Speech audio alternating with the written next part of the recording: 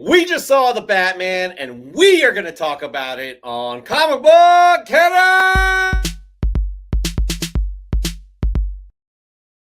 That's right. It's a Batman weekend, and boy, oh boy, was that a wild, wild ride.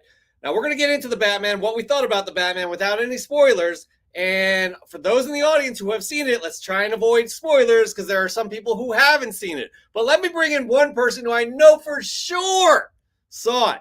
Christopher, my good friend and partner in crime. How's it going, buddy? I almost didn't make it. I know. We are so glad you're here. Went to the theater. Somebody hacked my bank account for like the 5th time in the last 6 months, but I made it home. Life is fun sometimes. Life is fun. That is right. We're not going to get into the review just yet. Got a few things we want to talk about. Give you a little agenda for the show. That is right. We have a very special guest who could be a guest co-host if he passes the interview. Ivan from DarkDominionComics.com. I raved about this online retailer last week. Yep. They are not sponsoring us by any means. I was just very impressed. Very happy to have him on a potential guest co-host. We also have Dan De La Torre, Chris. He will be making another appearance. He's like our Billy Preston. That's right, the 5th Beatle, because he will be giving away. Oh, man, I don't even have it. Anyways, it's Iron Man 120, a 9.4 CGC. He'll be giving away for our 1K. So y'all have to be here at the end of the show. You have to be here live to answer his trivia quiz. Cannot wait to see him. I think he's just coming out of the Batman as well. What else we got going on, Chris? We have a new segment. It's not the top 10 hottest comics. We're sunsetting the top 10 hottest comics. What's it going to be now, Chris? All right, folks. So we're going to be kind of, we kind of teased it a little bit last week, looking at some data of how books have been trending over the last week. So we are going to take last week's top 10 list, and I'm still going to pick my top 3 off of that list, but I'm going to show you guys what they've done over this current week, and we are either going to give them props or flops. We're kind of recycling a very old... Shut up, Siri. We're kind of recycling a very old segment, props or slops, we did a long time ago, way back. And I think y'all are going to like it. But, we have the usual too. We got the fresh from the comic shop, and we got the news. So we're just going to get right into the news, shall we, Chris? Let's do it. Let's do it indeed. That's right. The Batman release weekend. This weekend. What? My goodness, Chris. You and I just both came out of that. But before we get into our thoughts, our quick review thoughts without any spoilers, let's just see what other people have thought about it. That's right. Rotten Tomatoes, 85%, which is certified fresh, and 91% audience score. This was as of yesterday. And look at these. I mean, you got a variety of reviews and things that people have talked about and said. The Batman is a waste of Robert Pattinson. The Batman review, Horrifying Darkest Night, is barely a superhero movie, which that could be a compliment too, by the way. Torturing Robert Pattinson goes even darker than The Dark Knight. The varieties, it's a critic's pick. So, again, it's been a wild, wild weekend already in terms of what people are thinking, what people are saying. Chris, you want to do paper, rock, scissors real quick to first thoughts? Ready? No, you go paper, rock, scissors, then you shoot. Okay? I'll say paper, rock, scissors. Ready? Okay. Paper, rock, scissors, shoot! Whoa! Paper, rock, scissors, shoot! You go first. Chris, give us your review, quick. All right. So I thoroughly enjoyed the movie. I do feel it was a little long compared to Endgame, where, the length actually worked from beginning to end, not comparing the two movies. I'm just talking about length.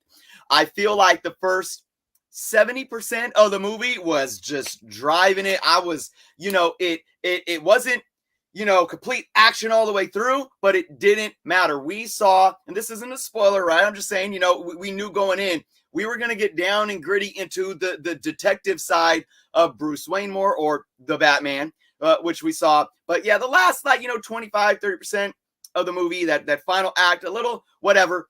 But I overall really enjoyed the film. I think 99% of the cast was amazing. I wasn't too convinced with what Paul Dano. Paul Dano, yep. Yeah. But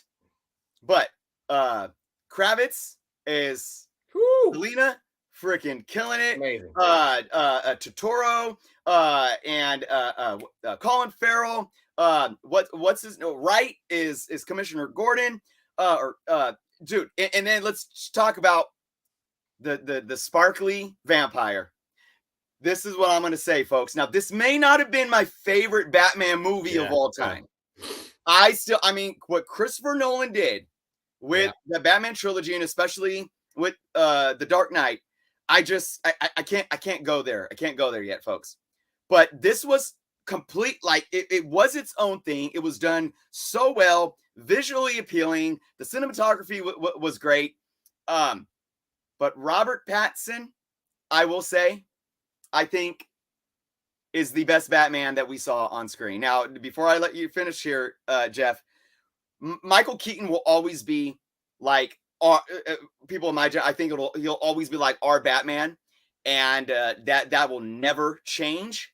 But I think when you look at the totality of the character, I really feel that Robert Pattinson, like you could take, obviously Robert Pattinson's still young. He may needed to be a little bit older to play the Batman and the Bruce Wayne that we saw in the Christopher Nolan trilogy.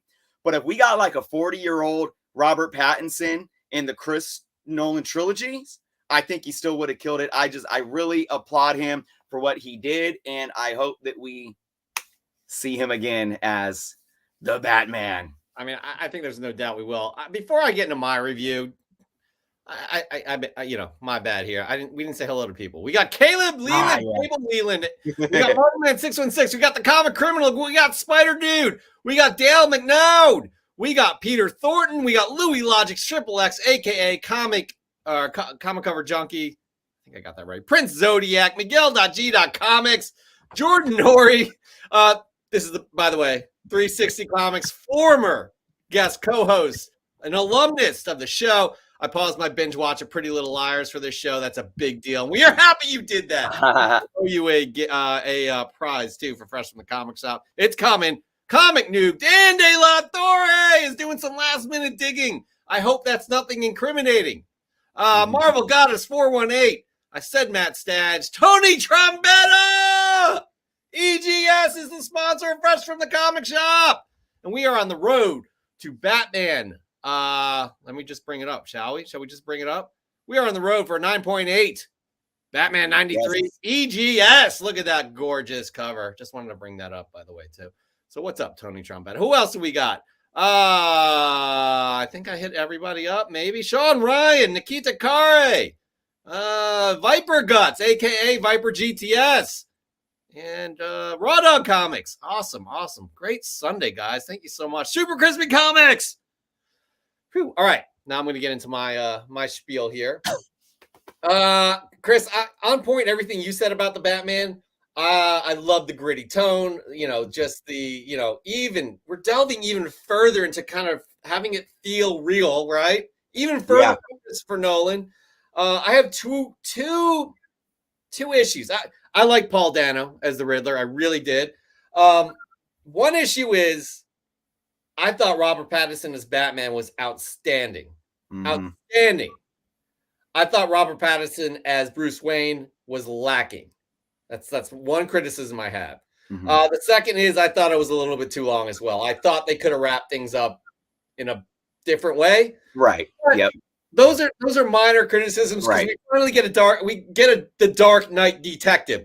We haven't really seen the detective aspect to any of these Batman films. So what people are saying before I saw it, I was reading how this is a different Batman film that has ever been released before. I agree with that. It is a different Batman film in a good way. I would, if we have to give it out of 10, I give it an 8 out of 10. Chris, your score, and then we're going to move on to the next news piece. Yeah, I hate doing this. I forced you into it. We didn't even talk about this, did we? Yeah. I haven't even processed. I mean, it just you're right about that. I may have to process it a little further, but this is just my first take, right? I mean, and it depends. What are we? The thing with Batman, it's kind of like Spider-Man movies because we've seen so many of them. Are we really basing it upon what we've seen before? I think as an overall film, I think this movie can get a 9. and where it lacks is just kind of the length and how it ended. But because it's Batman and because we've had such amazing Batman movies and some horrible Batman movies, but I think I would have to probably be a bit tough on it too, and give it an 8 as well, because you really look at, especially The Dark Knight, is a Batman film that's well above that 9, and you can possibly argue and give it a 10.10 or a 10.10, a 10 out of 10. Right? New grading system. So yeah, I mean, I would hover between a 8 and a 9, but that's just off the top. I haven't even sat and processed it yet or at all. But there's so much good to take from this. It really just I'm feeling 10 out of 10 right now, just about it, because it breathes so much life into DC and into the fandom, and I'm excited about what's to come. 2 things I forgot to mention. One, it was gorgeous. It was a gorgeous looking film. There were some outstanding shots. Again, I think it's one of the most beautiful Batman films we've seen as a whole. Just well done, Matt Reeves. And it is not in the DCEU, as we all know. We've talked about this. They're going to be world building with HBO Max. I do believe there's going to be a Penguin series. There's going to be an Arkham series, and I think they're working on one other series. We shall see. But we would love to hear your thoughts in the comments. No spoilers. Please don't be that person. We'll kick you out, I think. I don't know, Chris. We haven't talked about that. All right, let me ask you one more question. Because I just saw this comment. This is year 2 Batman. Robert Pattinson is still pretty young too. I think he's early 30s. In his early 30s. So there's a lot of maturing to do. But let me ask you this.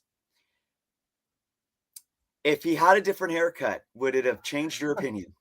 God, that's a serious question. I really think maybe if he even just had a different haircut, we might feel a little different. There wasn't anything tangible about his Bruce Wayne to me. There was no substance to his Bruce Wayne to me. Well, and I understand why. Because we all know the conflict of Batman and Bruce Wayne. Is Bruce Wayne really the mask for Batman? So, I get that. But I just, no, the haircut was awful, but I don't know. I can't say any more. I don't want to say any more than that. Galaxy Comic Nerd, good point right there. Swaggle House is in the house. What's happening? Okay. All right, moving on. Because March is the month of giving, people, because that's right. We got Moon Knight coming out in 3 weeks from Wednesday, and I can't wait. You know why I can't wait, Chris? There are so many good looks that we have at this. On top of that, amazing trailer. We got, I do believe it was Super Bowl week. Oh my gosh, this is an older poster. This is not one we've showed on the show yet, but look at the duality here between Moon Knight, Mark Spector.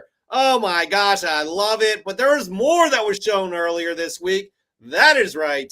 His kind of Moon Knight's kind of alter ego, Mr. Knight, is coming. This is confirmed. We saw a picture, I believe it was in Empire magazine, and it is just spot on with this costume. I absolutely love this look.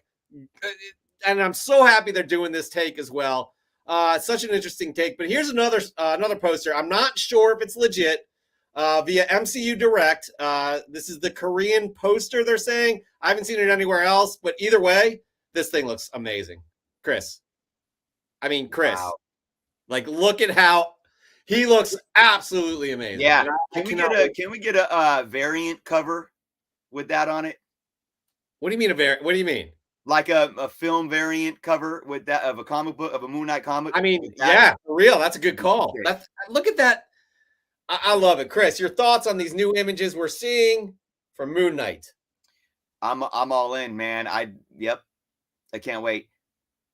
Tishu thought that was deep. I'm not sure what.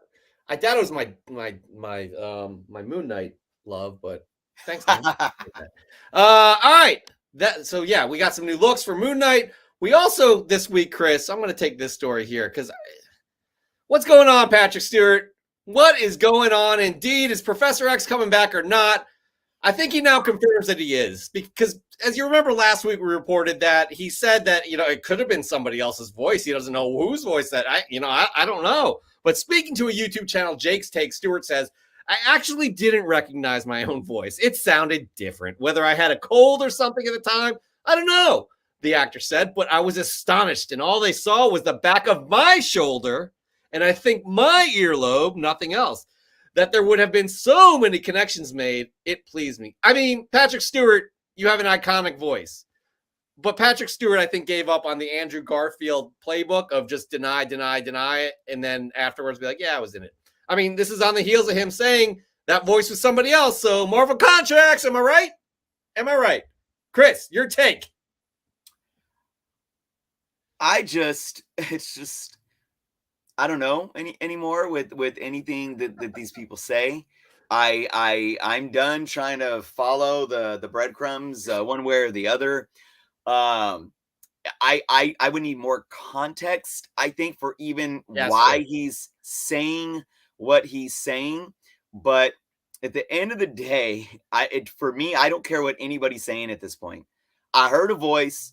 I knew from the moment I heard it who it was, and that's all that matters to me. But I guess the big question is this still, and I'll throw this out there. And we may have said this when we talked about that. That could very well be Patrick Stewart's voice, but we don't know who he's playing. he might not be Professor X at all. He might be a whole other character. Who knows? Yeah, I mean, Joe G in the house. We haven't seen Joe G for a long time. What's happening? Cali Comics. We got Lee Nerin. We got Wookiee Fodder. Also, Caleb wants to add that the season premiere of Picard was amazing. I'm still working my way through the first season, which I do enjoy. Just haven't had much time. But I don't know, man. If I put my money down, that's Professor X. Yeah, I hear you. He's back. Picard is back, and maybe it'll open the door to more Picard in the MCU. I hope so. We'll see. He was spot on, the perfect Professor X. All right. Finally, our last story of the week. Chris, are you taking this one or am I? I can't remember. Yeah, man. So we got a tease about, was it last week or the week before, about the Netflix Marvel show showing up in certain regions on Disney Plus, but now it has been confirmed that the next Netflix Marvel shows will be moving over to Disney Plus in all regions on March 16th. So more Marvel goodness. This confirms that Disney Plus will be introducing mature content, and with that, Disney Plus will be adding parental controls. So I think for me, this isn't even about having access to the Netflix shows. I mean, I think we're going to have access to them one way or the other. We know what Feige has said about them in terms of the history of him wanting that control under Marvel Studios and the reason why those contracts didn't, extend and pan out. And now that they're showing up, to me, it speaks to the fact that it's more of a Disney Plus thing of where they want to move forward to in the future rather than showcasing these characters. Because like when we got the announcement the first time, oh, these characters it's now canon. That's not what this is about at all. Like I said last week, Jeff, until Kevin Feige says otherwise. This is about Kevin Feige saying, I don't care if it's Marvel Television, Marvel Studios, Sony, Marvel, from I think the television stuff, right, that they can put onto Disney Plus. If I could put it on there, or if I can have it under my umbrella, some form or fashion, I'm going to do that because I control all, right? And then he's going to take these characters and use them again and say, but it's not those iterations.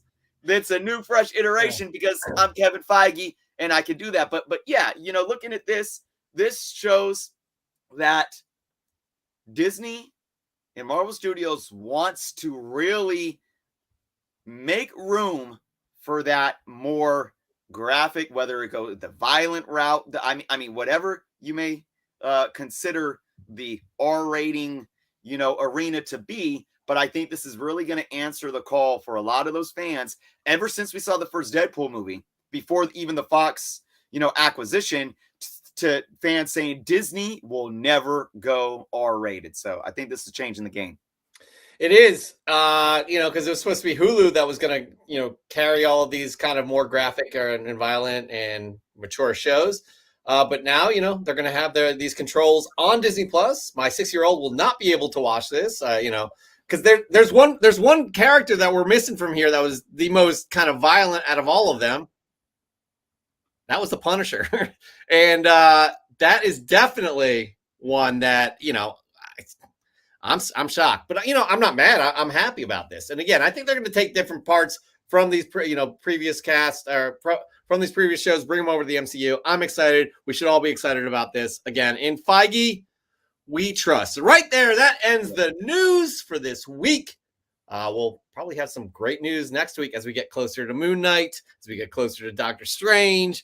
I can't wait. It's guys, we've been saying this. Chris and I have been saying this for so long. It's such a great time to be a fan of these shows and movies. I'm so psyched. All right, moving on, Chris. We do have a special guest tonight who could be a guest co-host if he passes his interview.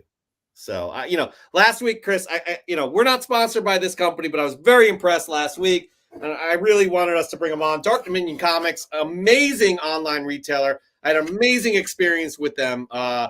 So we asked let's just call him the CEO of DarkDominionComics.com, is Ivan. He's here with us tonight. That is right.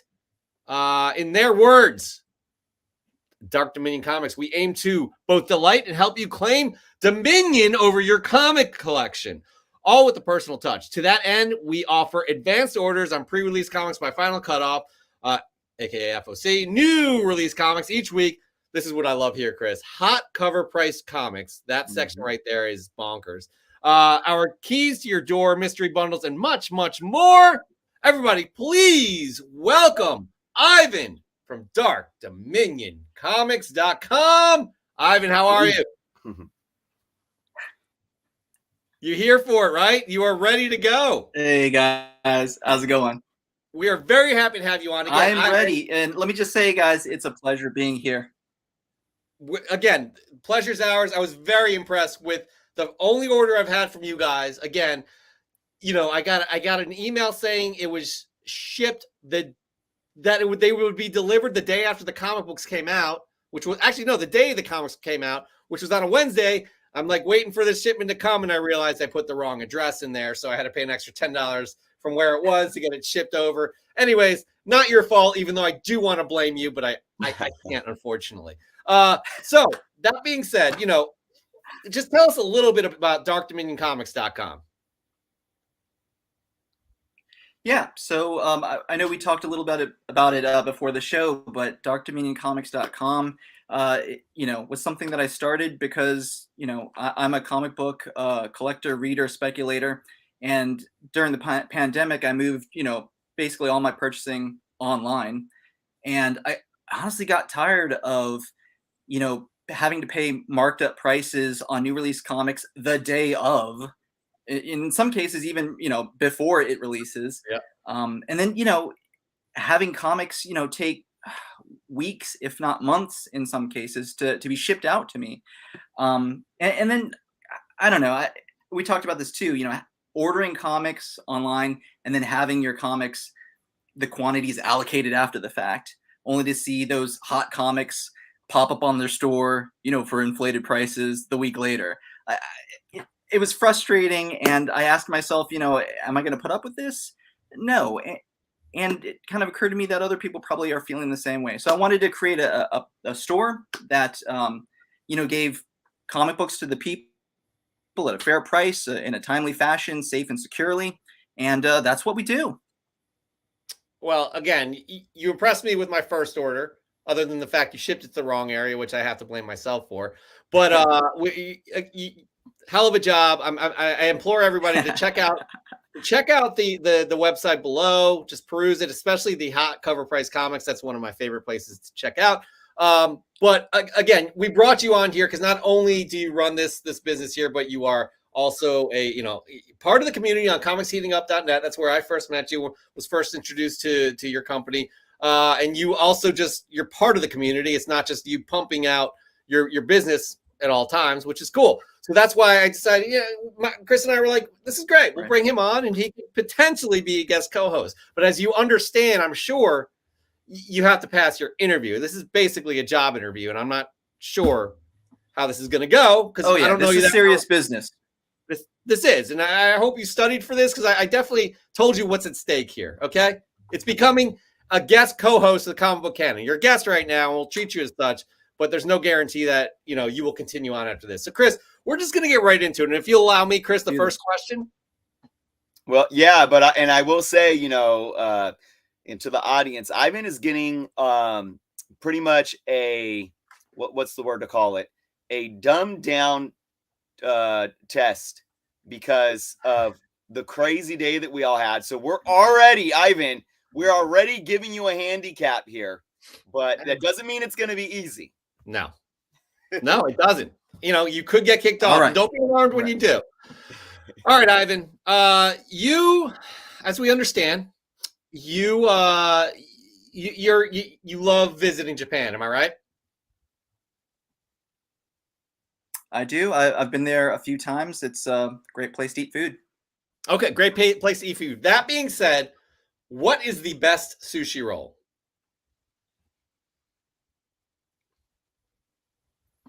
The best sushi roll would be whatever's in front of you and can fit in your mouth. We need more specifics than that. We need something more specific than that, Ivan. All right. Salmon skin roll. That is incorrect. It is spicy tuna roll. Chris, I knew he wouldn't pass the first question. All right, Jeff. I don't know. Let me tell you something. I'm going to tell you something right here. Go ahead. It just always has to come down to you playing bad cop, me playing good cop. But as somebody who eats sushi whenever I can, let me tell you how it happens. I go to the sushi restaurant, right? I try to find, first off, the ones that have all you can eat. Okay? Because I literally will have 4 plates of rolls, and they have like two different orders or 3 different orders on each plate. And I have 4 plates of rolls. And everyone else that I'm with gets their, the little 2 orders of rolls or their bento box.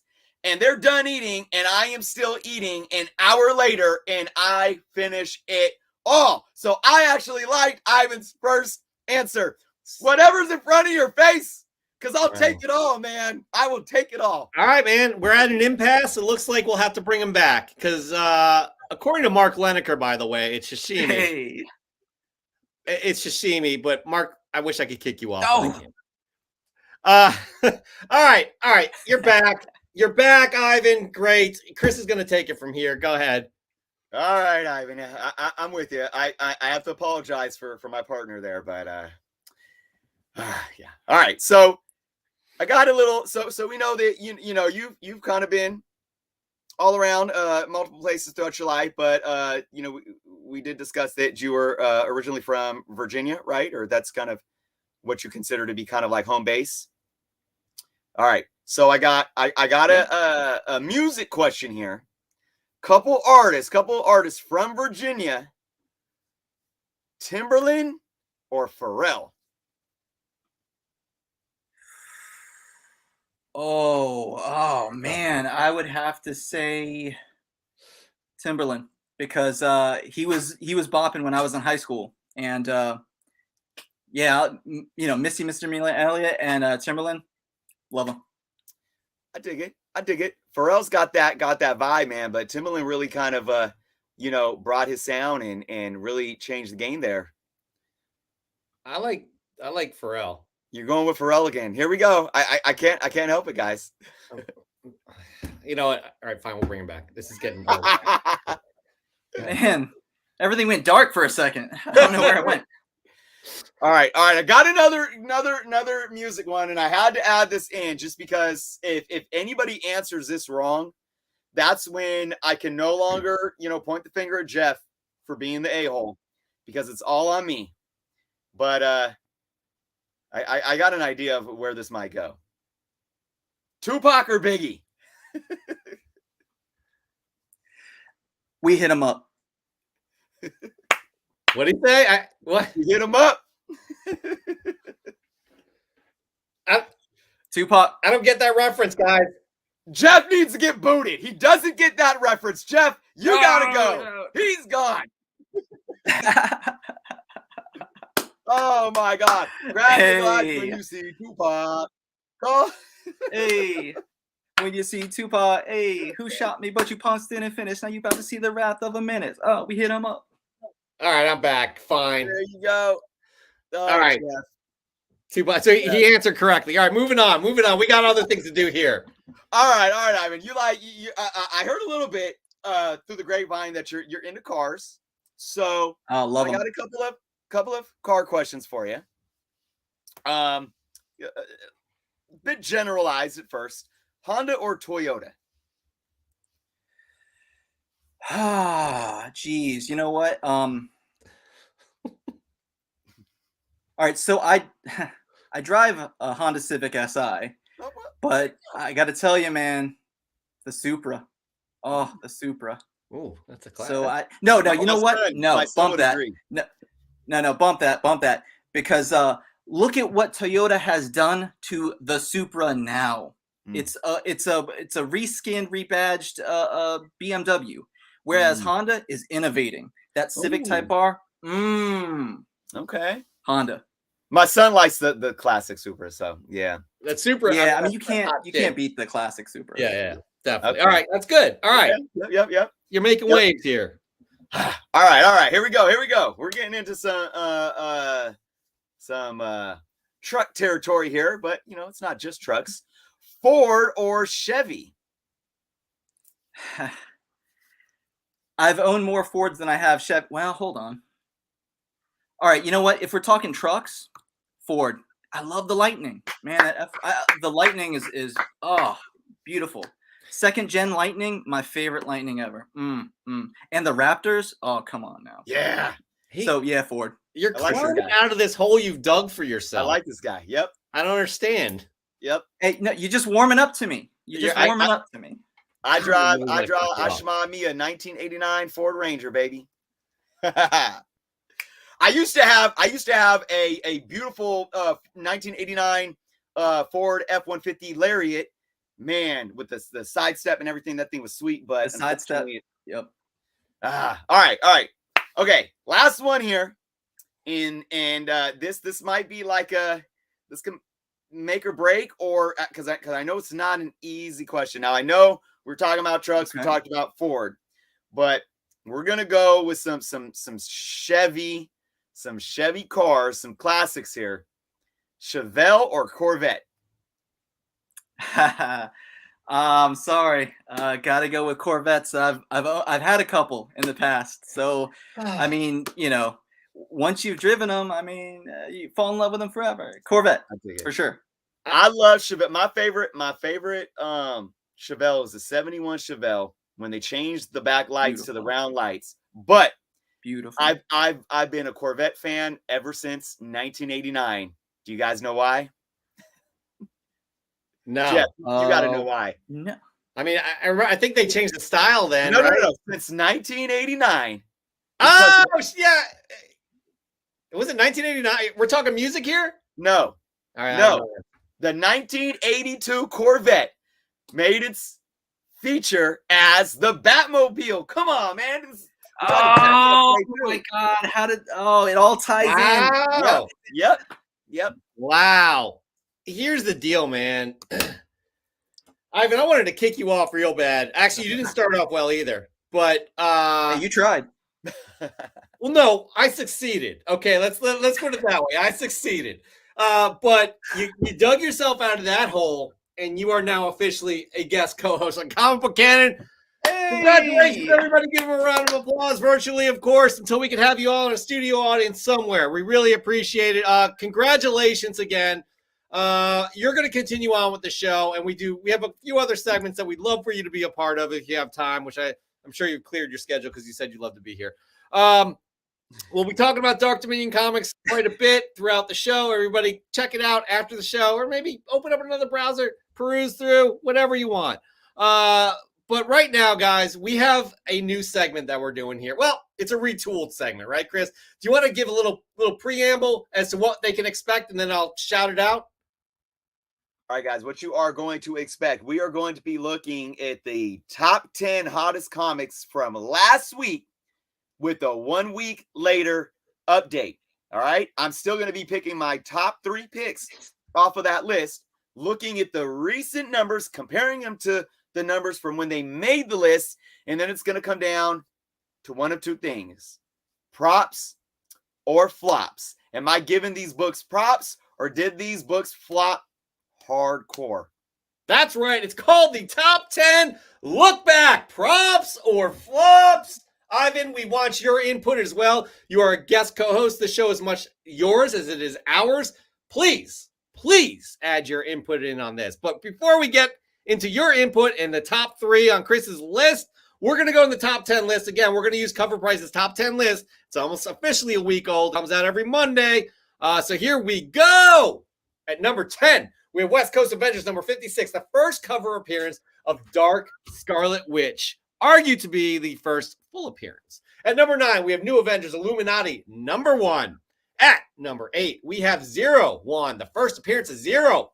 At number 7, we have Superior Iron Man number 1. Why? At number 6, we have Something is Killing the Children number 21, the Ashcan variant. Number 5, we have Iron Man number 17, the Black History Month variant. Goodness, I'd love to get your input on this, Ivan, once we get to that part. But this cover was hard to find, but it is, I love it. Hot shit. At number 4, we have Iron Fist number 1. Number 3 of Amazing Spider-Man number 307, The Origin of the Chameleon, and a classic McFarlane cover there. At number 2, we have Twig number 1, the Ashcan version. And at number 1, we have New Avengers number 7. Quite the list. Chris, what do you got? All right. There's been some weeks recently where I'm like, really, I got to pick 3 out of this boring list. I really had a few to pick. I really wanted to talk about Dark Scarlet. I'm hoping that's gonna hit the list again this coming week, because if it does, I might have to talk about it next week. But it didn't make my top 3. But let's start with my 3rd pick, Iron Man 17. This is the Black History Month variant, and obviously nothing important about cover A. We are focusing on this beautiful variant featuring Riri. Let's look at the numbers, and then I'm going to talk about it. And remember, folks, props or flops. 129% upward trend in sales. Now, when it made the top 10 list last week, the high raw was $25. This week's high raw was $14. So this is what I want to make known to everyone. And I'll probably be repeating this in this segment week to week, because I do not want all of you to focus solely on highs. Okay. Highs are fun to look at and to gauge, but they don't speak to the totality of what's going on in the market.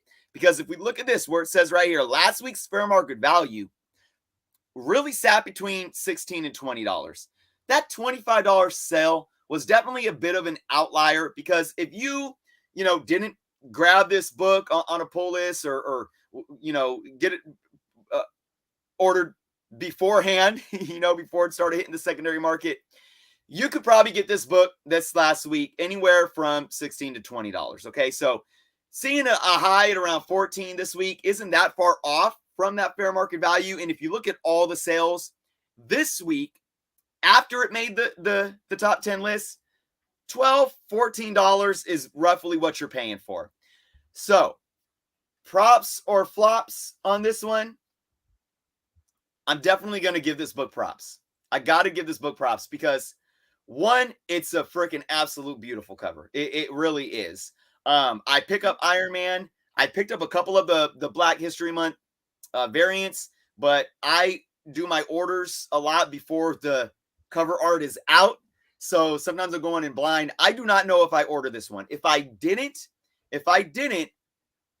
I would absolutely pay 12, 13, 14, 15, maybe even 16. I don't know if I'd go up past 20, but I would definitely pay that much for this book just because it's a beautiful cover. Some people sit and pay $19.99, $25, $30, $50, $60 for these incentive variants or these exclusive variants from the specialized websites for covers that are, this is just as beautiful as those types of books. So that's why I don't think it's far-fetched to pay this type of money for this book if you missed out. And again, don't get so fixated on that drop. Now, again, is this a book that's going to hold a $15 plus value? I'm not even here to say that it will or that even matters. But it is Riri. You know, she's coming in the MCU. There can definitely be possible, you know, hype around this book or eyes on this book for days to come. But it's not about that. It's not about that for me. It's about just a really beautiful, amazing cover that I absolutely think if you miss this and you want your hand on it and you got to fork out 12, 13, 14, maybe even $20, then I don't think that's a bad thing to do at all. Ivan, I really want to hear your input on that specific book because you saw firsthand as a retailer what the demand was, people scrambling for it. Again, I mean, I'm sure it was in your hottest books. It was available there for at least a little bit, right? So what are your thoughts on that? Yeah, so I think it's a great pick for top 3. I think Sway knocked it out of the park with this cover. I think once Riri, you know, hits Disney Plus, you're going to see a lot of people hunting for, you know, Ironheart covers. And I think this is going to be, you know, a top on that list. Yeah, I mean, the guts, there's nothing really impactful in it, I suppose. But yeah, that's not why you're buying this particular variant. You're buying it because of that beautiful art. And yeah, I mean, you know, I think we're currently sold out of that. You know, limited at 1 per customer, but the demand was strong. And I think it's going to continue to be strong. Like you were saying, I don't know if this is always going to be a $10 plus book. But I think it's, me personally, I wouldn't mind paying $10 for that book if I was a fan of Ironheart and I wanted, you know, beautiful cover to display. Yeah, it reminds me of Iron Man 13, the Sway cover with Miles. I think it was like a Bruce Lee homage too. It was like that was a beautiful cover that was really hard to get too. This one seemed, in my opinion, seemed to be harder to get. And I agree. Like Riri is going to absolutely explode when she makes it into the MCU, which her first MCU appearance is going to be in Black Panther 2. But as we all know, they're going to start production on her show. They're already starting to cast additional people. So I'm excited to see what this specific cover does. Iron Man has been, that used to be on my poll, but Iron Man has been kind of a chore to read after a while. It was interesting to start, but man, I couldn't anymore. So I don't have this book. Chris, I hope you do have that as well. All right. Moving on. What is your second most interesting book of the week, Christopher? All right. This one caught my attention. And you know what still remains in the segment, even though we changed it up, Jeff, is you know, that's why it's called props or flops, because I could still pick books that, you know, I might not be so enthusiastic about myself. It's not about me here. It's about really interesting aspects, though. And my number 2 pick is Zero number 1, because boy, is this interesting. Now, there's a lot of data here that we're going to take in, folks. So this is Zero number 1 from DC. It's the first appearance of Zero. And the reason why it made the top 10 list last week is because it's been optioned by 50 Cent's production company. Very, very interesting. Now, let me just say this. I've never watched the power shows or anything like that. My wife watches them, and they're on sometimes, and I catch some of it, and some of it just seems so much like a soap opera to me, but I can't knock it until I try it, right? So I'm not here to sit and say, you know, 50 Cent's production stuff is garbage. That's not the point, but let's look at what it's been doing because of this announcement. 271% upward trend in sales. Now, last week's high raw, when it hit the top 10, was sitting at $180. This week's fair market value out of all the raw sales was 91. Now, remember, guys, that's any type of grade. You know, that's a high grade. It could be mid-grade, and you add them all up and divide them by the number sold. That's how you get a fair market value. This week's high raw, $71. Now, this is where we could start seeing, you know, issues in what was going on last week next to this week. This week's fair market value, $56. So if we look at the percentages in terms of plus or minus, that's a 61% drop in the high sales. So if you look at last week's high of 180 compared to this week's high of 71, that is a huge drop, 61%. But if we look at the drop in the average sales, it's 38%. Now, 38% is still huge. You look at last week's fair market value of 91. You look at this week's fair market value of 56. It's a 38% drop. Now, this is what I want everyone to focus on. The average raw sale before this announcement of the 50 Cent production company optioning this, $3. $3, folks. $3. Wow. Jeff, I don't know if I even have to express my props or flops on this, but you do. That's what the segment's called. You do. Yep. I got to give this flops all the way. I mean, this book flops, harder than a fish out of water, man. I mean, look, I like I said, I'm going to go back to what may come about in some live action or whatever is going to be happening with 50 Cent's production company, whether it's a TV show or a film. I don't know. It may be great. It may be great. And if it has success, it may keep eyes on this book, and maybe it'll never be a $3 book ever again. But you guys can already see that if I wanted this book in a high grade and I was sitting back right now lounging on my couch, I can go online or wherever and buy this book for a large percentage less than those people that were buying it last week. So that's where I just tell you, take heed. This is where that option FOMO, we talk about it so much with the MCU because of the MCU's pull. But I mean, this is a DC book with 50 Cent optioning it, and you have all this, FOMO going on that in that initial week to see such a drop. I couldn't touch this whatsoever personally.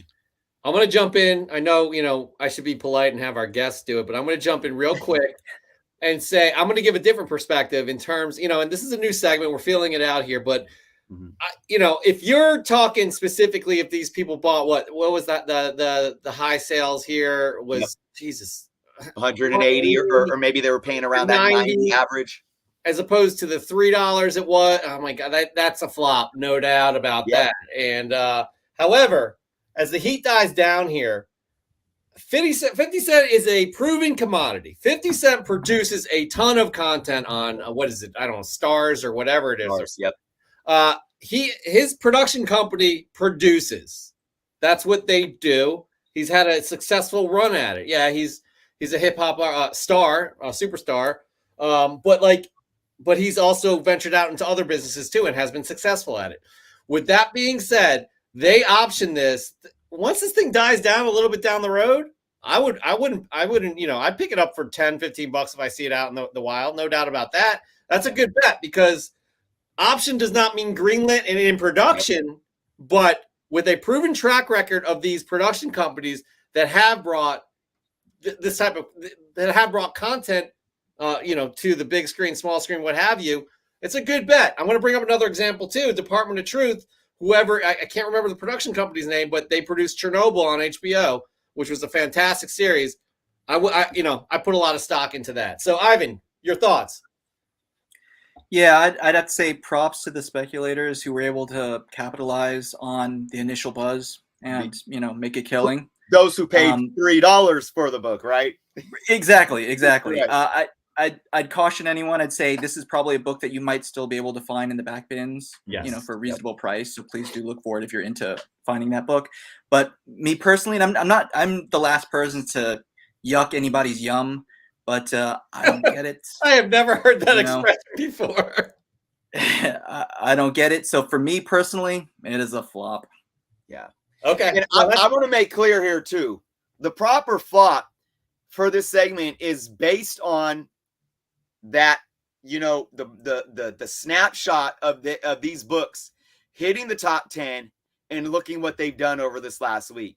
So fair, yeah, just like Ivan said, anybody that maybe they just bought it because they liked it or they had the book, but if anybody was out having, I don't know who would even speculate on this book specifically, but I've been saying, like, guys, everyone's so focused on Marvel, MCU. Go buy some. DC stuff, you know, and hey, maybe somebody picked up a few copies of this for $30 each, then yeah, props to them. But in the context of the show, and Jeff, to what you said too, I do agree, but I think we do have to look at the fact that if you bring that graphic up again, you know, $10 to $15 on average for this book is still, you know, way more than 60% from where the average is right now, even though that average has already dropped 38%. So it would have, this book would have to come tumbling down really fast. But to your point, though, it might just do that because of what it's done this last week. Yeah, it's tumbling. It's tumbling. All right, moving on. Your third most interesting book from this list. What do you got? All right, guys, this is it. Now, I wanted to, you know, being that this is a you know, new segment and how we're doing this, I wanted to pick a fresh book, but I'm picking a book that I picked last week. But it's still fun because I think it's important to look at what this book has been doing. So my number one pick, New Avengers, number 7, first appearance of the Illuminati. And funny, we just talked about, you know, Patrick Stewart making some more comments on you know, his voice being in the trailer for Multiverse of Madness, maybe hinting at the fact that this really could be of the Illuminati in this film. But let's look at the numbers, and then I will break it down. A 79% upward trend in sales. So of course the book is still, you know, moving in terms of units. When this book, now again, this is like, I believe, is this the, when it hit last week, was it the 3rd week in a row, Jeff? I don't remember specifically, actually. Yeah, at least 2 weeks. I think it might have been the 3rd week though. But because I remember the week prior, maybe it was just 2, because the week prior, remember we talked about it, that high 9.8 was at 700. So last week when it made the list again, that high 9.8 dropped down to 550. And as you can see there, that's a $150 drop, which is a 21% decrease. But again, folks, don't get so caught up on the high sales. You know, if you want more context of why, I'm not going to explain that here. I have made videos discussing that, but let's just move on to this, the numbers of what it's done this week. $500 since last week's list. So again, a slight drop. That's just 9% down. A 29% total drop, though, over the last 2 weeks. Now, I think when we look at the average raw, this is going to put things in a bit of a better perspective in terms of, you know, indications of what it's doing on the market. So when it made the list last week, average raw was sitting at $72. Whereas this week, it is currently sitting at about $59. That's an 18% decrease in value. And, you know, I mean, look, 18% is still a substantial amount, but I don't see this as necessarily a horribly bad thing. What's bad is the 9.8. And that's why, you know, Jeff, you and I, we talk often about, especially for modern books, that get the hype because of even just a rumor, not even an official announcement or anything. We advise to be careful with going after the 9.8s. You know, even when this book was hitting over $100 in the high raw a couple weeks past, I would have rather paid $100, $120 for maybe even 2 copies raw, send them out to CGC. And if one of them comes back a 9.8, even after I paid to press and clean them, I still have so much more money in my pocket than I did paying that $700. Than I did paying that $550. And now this week, hitting that $500 mark. So do I know if this book is going to continue to see kind of decreases over the next couple of weeks? I can't tell you that. But the one thing that I did say about this book, regardless of the value that it's going for, I think this is a very feasible spec. Out of all the things that came out of the Doctor Strange trailer, this is very feasible. But you know what they say, you know, about the early bird getting the worm. So you're missing the boat trying to go after it, paying these prices. And once again, I could sit here on my couch right here, pick up my phone, and most likely buy this book in a nice, decent copy for a decent amount cheaper than what I would have paid for it last week. And then even cheaper than what I would have paid for it 2 weeks before when it was on the top 10 list then. So, props or flops? Man, this is a tough one because there's a lot of pros and cons here, folks. But I am going to give this book props, but there's an asterisk there. I'm giving the book props for staying on this list for multiple weeks now, especially now that we have. And remember, this list was made before Patrick Stewart came out with that statement this week. So the reason why I'm giving it props is because even though I think it's a huge risk to even pay the prices where it's at now, you're getting it better now than what you did a couple weeks ago. And we might see this book on the list next week again. And we might see the prices actually go up again because of the Patrick Stewart comments. That's a good point. Ivan, your thoughts? By the way, before you say anything, exactly. I was going to say, you've gotten some props. You've gotten some. I don't want to yuck on somebody's yum. My new favorite phrase. Just want to say that. Wait, did you say that or did Chris say that? No, he said that. Nice. All right. What do you got, Ivan? Hey, hashtag I know words, right?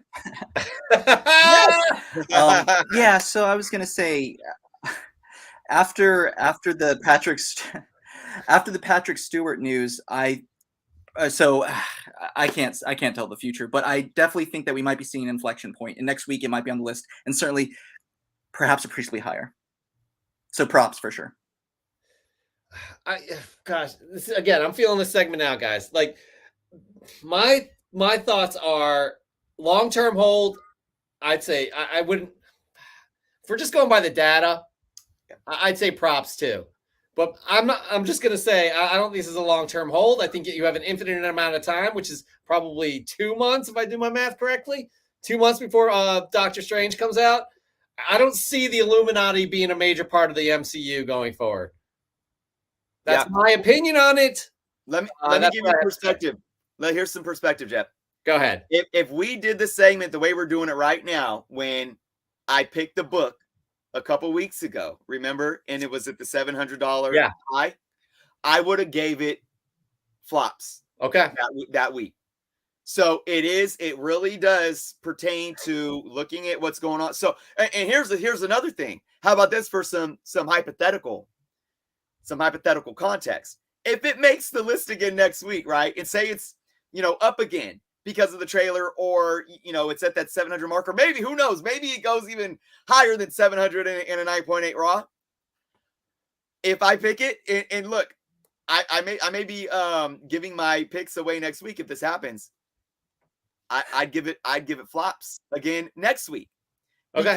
Because of that, because I'm, like you said, Jeff, there is so much riding on this to where you do most likely have a finite amount of time. And I did talk about last week how you never know how they can play the Illuminati. They could have them kind of in the background, showing up here and there a little bit, kind of like they've done Nick Fury.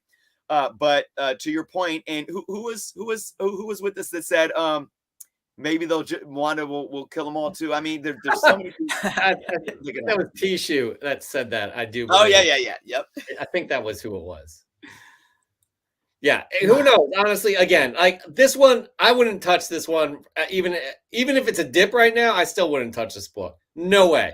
That's my opinion. So I would still give it flops, but that's my opinion, and I understand the numbers look good.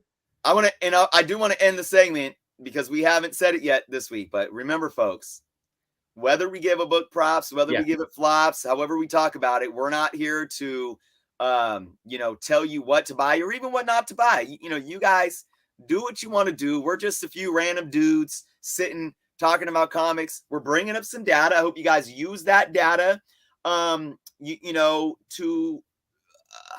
kind of harness you understanding what is in your best interest when you guys are making your purchasing decisions. So that's very important. Chris and I just always say that if it's worth $900 to you, spend the $900. You will be happy that you did. Chris, all of us, Chris, Ivan, myself, we have opinions. We'll share those opinions with you, but don't let us say it's wrong or right either way. If it's right to you, it's right to you. Have at it. And with Jeff, that, let me just I ask want to real say quick. one. Yeah, let me just ask one thing, because you said you wouldn't touch this with a 10-foot pole. Let me ask, after the movie comes out, let's assume that it's not exactly the appearance we wanted. Do you see a floor on this issue? I mean, do you think this is ever going to be a dollar bin issue? no, it'll never ever be a dollar bin issue again. But do I think it's gonna? Let me bring up these numbers here. These crazy numbers. Again, I mean, I'm not going to speculate how much it's going to be. Like, again, the floor, but gee, I don't even think it's going to be close to $59. Yeah. I'll be honest. I think it's going to be a $15, $20 book at most. Again, now granted, if they do something bigger with the Illuminati, which I don't think they will do, but I could absolutely be wrong. It's happened before. But then this book will be of value to a lot of people, and people will see potential in it. So that's what I have to say about it. That's again, I hope that answers your question. It does. Thank you. And I appreciate you taking the reins of being a guest co-host too and putting us on the spot. Good job with that. All right. That right there ends the top 10 look back props or flops. We're going to have another fun segment next week. And speaking of fun segments, guys, we do this thing each and every week. It's a big hit. I got to say, we're going to have Dan De La Torre coming on at the end, giving away a slab for our 1K giveaway. It's Iron Man 120, 9.4. You must be you must be watching live, and you must answer correctly his trivia quiz. He brings the heat as always. Wait, timeout. Let's just add something real quick. Dan, you're here, correct? Let's see that. I'm here. Yes, I'm here. I was just polishing the Iron Man 120 and getting it ready for shipping. It is, in fact, a 9.4 CGC. So excited. So we're going to bring you back at the end of Fresh from the Comic Shop. You're going to give that away by asking a trivia question. And that's a tough one, people. It's a tough one. So we'll see you in a bit. I'll be ready. You always are. You always are. Billy Preston. He's our Billy Preston. He's like the fifth Beatle or the third member of Comic Can. All right, moving on. Here we go. Chris, we do a segment each and every week. What is it called? Finally, guys, I am, for the first time in 2022, fresh from the comic shop. That's right, Fly from the Pressing Salon. Each week, we ask you to show off your fresh gets. If they are fresh in your collection, we want to see them. They could be 2 days old. They could be 20 years old. If they are fresh in your collection, we want to see them. Now, you can win prizes. And Chris, let's talk about these prizes that you can win. Well, man, fresh from the comic shop. Every single month, sponsored by none other than EGS. Beautiful, beautiful slab that we are giving away this week. It is a Batman number 93 in an EGS 9.8 with that custom Joker Batman label. Look at that, folks. All you need to do in order to win or have a chance to win this beautiful EGS slab this month is follow EGS on Instagram at EGS Comics. Subscribe to EGS on YouTube. That link should be below as well. It is. Yep. And then from there, you need to submit your fresh gets like you guys always do on the IG, on the Instagram, folks. On the IG, indeed. It's easy peasy, right? It's easy peasy. Now, some of you guys just like to submit because you have fun submitting your fresh gets, but some of you are very competitive. There are 3 criteria that we do look for. Our guest co-hosts are always the ones that judge who is going to move on. Now, we have for our criteria. Are you ready, Ivan? Yes. Pay attention. Here we go. Presentation. How well composed is the shot? How creative is the shot? Have fun with these people. Just don't put it up against just a boring kind of floor and take a picture of it. Just have fun with it. Tie something into the actual book. We've seen so many creative shots here. This audience is amazing, and I think they're going to impress you, Ivan. Next, unique. How unique the book is. Now, it doesn't have to be a $30,000 book, but something that we may not have seen before. Tell us why it's unique as well. And another one, this weighs very heavily for Chris and I specifically, but we're not the judges. Story. What does it mean to you? Does it have some sort of sentimental value to you? Does it harken back to your early days of collecting? Does it remind you of a family member or a friend? Tell us these stories, why this book is so important to you. Now, Ivan, are you ready? I am. We're going to get right into it. Chris, actually, how do they submit? Real quick. All right, guys. Take your photos, put them up on the IG. You got a hashtag FFTCS. Add us at Comic Book Canon. And good luck. And good luck indeed. Let's get it started. Goonish Lurker, Heavy Metal Drummer, Volume 1, picked up from at 5280 Comics. This issue speaks to heavy metal magazine as well as heavy metal music.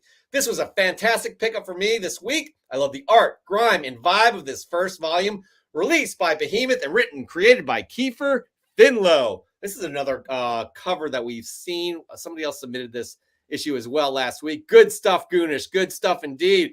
Marvel Man 616, he's a winner as well, and we owe him a book. Marvel 616 Comics is not eligible to win because he has won before. I love this. I love this cover right here. Star Wars Darth Vader number 14, featuring a cameo appearance of Ahsoka Tano in Marvel Star Wars continuity. Tano is seen in one panel wearing a helmet that has the same shape as her head. She has a unique head, guys. Just I don't know if you guys have realized that or not. Moving on, we got E. Marvell. Goodness gracious, E. Marvell. Always with the heat. Another great book from this run, Strange Academy. He gives it an 8.75 out of 10 in terms of the read. I still believe this will be on Disney Plus sooner than later. We all agree with that, and we can't honestly. I'd be psyched to see a series like this. I could see it being animated, but still in the MCU. Yep.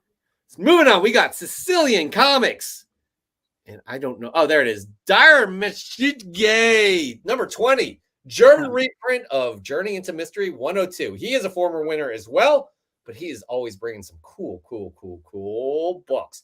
C to the G. What do you got, C? Oh, look at this. 12 more books checked off my impossible grand run of Uncanny X-Men 94 to 300. Those are some great early 80 books right there. Especially the bottom right, you got Sabretooth versus Wolverine. God, these covers are just iconic in my opinion. Moving on, we got Into Oblivion. What do you got? Into Oblivion? Supermassive number 1, the first appearance of Infernal Girl Red. First appearance of Rogue Sun. This, I do believe, is mixing it up with Images trying to start their own superhero universe again, and I'm all about it. I still haven't read Radiant Black, but that is some good stuff. All right, now we don't, our audience shares, but we share as well, Ivan. And guys, this will be a first. This will be a first on Fresh from the Comic Shop. Ivan's got his first book to share. This is going to be interesting. Yeah, so I mean, own and operate Dark Dominion Comics. I'd be remiss if I didn't show you something fresh from the comic shop. My first comic is Captain Carter number 1, 1/5 animation variant. I absolutely loved that episode of What If, and to have her first, first appearance in comics with the animation cover, and even have Hydra Stomper on the cover as well. Beautiful. And So that's why it's my first pick. And again, that's coming out this week. Is that correct? That is, yep, Wednesday. Unbelievable. Good stuff, Ivan. That is, again, guys, that is a first. They're truly fresh gets from Ivan this week. So we are all going to be impressed. But you know what? It's not, Ivan doesn't have all the impressive stuff, because you guys have sent us some pretty impressive stuff as well, including Carcom US. Fresh from the comic shop? No. Fresh from the Great Lakes Comic Con? It was a success. First Mr. Sinister right there. You got your first She-Hulk. You got a Werewolf by Night and an early Man-Thing. Good stuff, Carcom. Good stuff indeed. I got to tell you something, Ivan, about Nori Jordan. I've never met a person that loves his Thunderbolts more than Nori Jordan. Really? Okay. Loves the Thunderbolts. Well, despite obtaining my Thunderbolt Grail a few weeks ago, the journey continues, and it's not downhill from here. I was excited to get New Mint copies of Volume 2, Rare Second Prints, 1 to 3, 2 more Volume 1, number 1s, some nice variant copies, and some books to fill in some of the holes in my collection. I'm getting closer each week to completing my full collection of Thunderbolts books and appearances, but there's still much work to be done. Good stuff, Nori. Good stuff indeed. Never count him out. All right, another one. By the way, Son of Comics, I'm letting you know. I say this every week, Chris. Does it get old? I don't know. It doesn't get old. Not for the guest co-host. So, exactly. The audience, maybe. You, but not Ivan. Son of Comics, you can tell he approves of his books because he has a Red Hulk statue right in front of them. Now, he's submitted a book this week. Chris, is there going to be a Red Hulk statue? I'll answer that for you. Should I just say no just to be... You should have. Niobe, she is death number one. Blade homage, holofoil, Virgin, Stranger Comics, limited edition to 100. This is cover fire. The story, the art, and the action is amazing. I'm looking to find back issues of this story. This is a great original character. I'm also a fan of low print run books. This came out, I mean, I remember Niobe came out a few years ago, and I think her name is Amanda Sternberg. She's an actress. This was hot shit, and it's supposed to be optioned by HBO at one point. So be on the lookout for those books. I do believe, because she's actually being talked about as a character in Star Wars High Republic media properties. So keep an eye on all that stuff. Neighbor to the north. I finally found a Coyote 11 in the wild today, and now it is at home with issue 13 and the most classic Todd cover. Coyote 11 is the first interior art from the Todd father himself, and it's mine now. This is definitely certified fresh from the comic shop and a huge personal grail of mine. If it wasn't for this McFarlane, I would not have the love for both art and comic books that I have today. That right there, people, is an example of a good story. All right, Chris, your first fresh get of the week. What is it? All right, folks. I finally went to a comic shop. None other than A1 Comics. They were having a sale, and I picked up some goodies, and I wanted to show this one off because I just absolutely love getting my hands on history. 10-cent history, some Looney Tunes. Wow, It's definitely a reader copy, 1956, but I'm such a nostalgic person that having a comic book, a 10-cent comic book from the 50s, that's all that matters to me. I don't care about the value or anything like that, but I want to continue to add more 10-cent books to my collection. That is awesome, man. That is, wow. That's dope. We are not eligible to win, Ivan. You're not either, by the way. But I just want to, that's a nice cover. I know, Ivan, you're pissed because you are bringing the heat with the first ever fresh from the comic shop. That these aren't even available in comic stores yet, comic shops. So, anyways, just want to throw that out there. Anyways, moving on. Miguel.g.comics. What do you got? There are not many comic collectors in Portugal, and even if fewer sellers. But today I met one of them, and I got a full run, all 25 issues of Guardians of the Galaxy Volume 2 in high grade for $40. Not bad at all. That is excellent, actually. Good stuff right there. Wow. That is well done.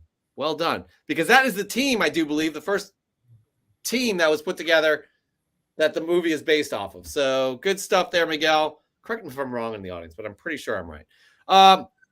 We have a comic couple here, Ivan, April and Tommy. They have each both won individually, fresh from the comic shop. They are not eligible, but they still throw out the heat as well. April X Visions. By now, you know my son loves Spider-Man, so had to put this web of Spider-Man number 90 up, the 30th anniversary edition, up in his room. That's good stuff right there. And then her husband, Tommy Boy Collections. My dollar each fine. Hold on, I'm reading. Dollar fines. Found these at a pawn shop. They were $1 each. That's a lot of dollars right there. Gru number 1, Mightier Than the Sword. Conan number 1, River of Blood. And the best one, The Amazing Spider-Man 262, gets $3. Can still go a long way. It sure can. Sure can, sir. All right, everybody, keep in mind, we got Dan De La Torre. Stick around. He's going to be giving away for our 1K giveaway that's going to be lasting weeks and weeks and weeks. A CGC 9.4 Iron Man number 20. That's coming up soon. You got to be here to win it. Moving on, we got Comic Rhino.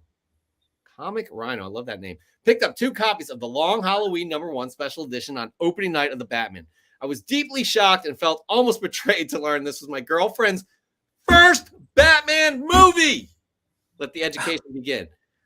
I love that pickup right there. I saw it in IMAX too. I did not have the option to get that. But guys, the bigger issue here, her first Batman movie she's seen. Yeah, it might be downhill from here. I don't understand that. Comic Rhino, if you could kind of elaborate on the story a little bit more, send us a note. We would love to hear that story. All right, guys, my turn. First fresh get this week. Literally, Fresh from the get. I like that. Yeah, I guess that doesn't make sense though. It sounds cool. This one right here, I got it today. It's up on my comic shop today. How to get some fresh gets for this segment. This is Star Wars High Republic number 15, the last issue of this series. Yep. Not because it's a failure, it's because this is phase 1. They are moving on to phase 2, which is 150 years before these stories. Yes. And that looks like a callback to the cover of issue 1. Well said. It absolutely is. It 100% is. I've enjoyed this. I haven't read. I'm not caught up in the least, but I'm glad I got this book. Ivan, true or false? That was a hot book this week.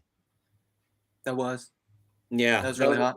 That was a hard one to get, and I'm glad it's on my pull list and my shop hooked me up. All right, moving on. Who do we got? Union Josh Comics. Kicking off my Friday with Fresh from the Comic Shop. I'm a big fan of the Silver Surfer and love all the cosmic side of Marvel. This is the Superheroes number 16 from the UK. This is a cover steal from the Silver Surfer 18, Volume 1, and it's one of my favorites from the run. It's a great cover featuring the Inhumans as well. This book is actually magazine size, and all interior pages are black and white only.